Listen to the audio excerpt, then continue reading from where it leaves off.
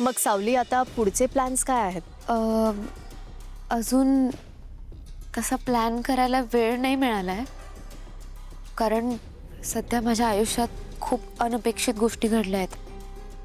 पण पुढे जे होईल ते मी स्वीकारेन, कारण माझ्या आवाजाच्या चाहत्यांनी ते स्वीकारायला हवं ना. पण मला तरी वाटतंय की तुझे चाहते तुला स्वीकारतील. नाही माहित. तुला बघायचंय तुझ्या चाहत्यांचं काय म्हणणं आहे? कसं? मी आणि माझ्या टीमनं त्यांच्याशी संवाद साधलाय. बघायचं? हो.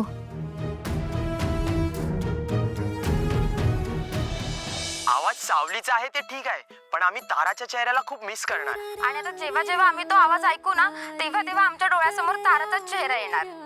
तो आवाज ताराचा नाहीच आहे. मी एका कार्यक्रमात बघितलं होतं, गाणं ऐकू येत होतं, पण त्या गाण्यानुसार ताराचे ओठ हलत नव्हते. तेव्हाच कळलं होतं काहीतरी झोल आहे. आणि आता हा आवाज जर सावलीचा असेल तर आम्हाला तिचा आवाज ऐकायला आवडेल. आम्ही तिचे फॅन आहोत. सावली विठुरायाची भक्त आहे. तिच्या तोंडून अभंग ऐकताना खूप आनंद मिळणार आहे.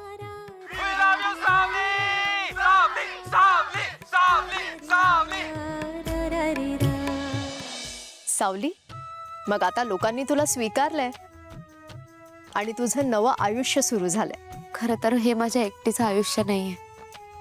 माझ्या आयुष्यावर माझ्यापेक्षा जास्त सारंग सरांचा अधिकार आहे. सारंग, तुम्हीही जॉईन व्हा.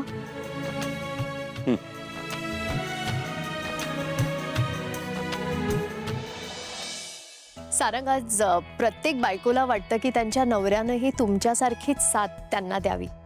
तुम्हाला आदर्श नवऱ्याचा किताब त्यांनी परस्पर देऊन टाकलाय.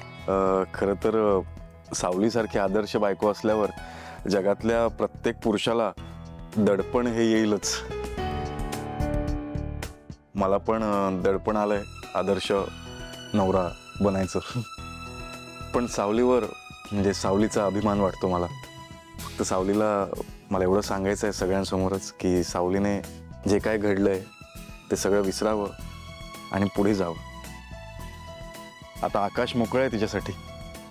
पंख पसरून आता भरारी घ्यावी फक्त, बस. त्यासाठी काही प्लॅन ठरवलाय का? ठरवलं तर खूप खूप वेळ होता माझ्याकडे ठरवायला. आमच्या प्रेक्षकांना ऐकायला आवडतील तुमचे प्लॅन्स. मला असं वाटतं की मी सांगण्यापेक्षा ना ते प्रेक्षकांनी बघावं. म्हणजे सावलीला सावलीतून बाहेर पडून प्रकाश झोतात येताना बघावं. वा, तर याच नोटवर मी सारंग आणि सावली दोघांनाही शुभेच्छा देते आणि इथेच थांबते. नमस्कार.